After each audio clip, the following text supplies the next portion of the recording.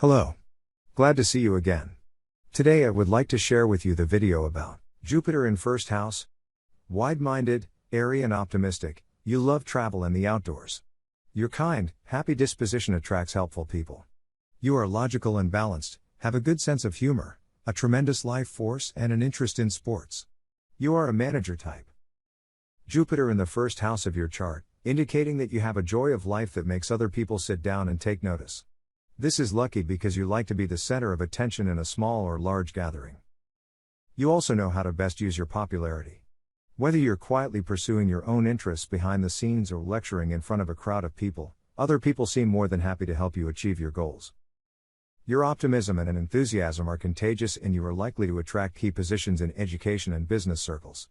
You have a philosophical approach to most things in life, preferring to leave matters in the arms of the gods rather than worrying too much. This may be because you have a tendency to fall on your feet, no matter how difficult the situation. Ancient astrologers believed that the planet Jupiter has a beneficial effect in a person's natal chart. Thank you for watching this video. If you have any questions, please tell me. If you want free horoscopes, please watch below video. Thank you. See you in the next video.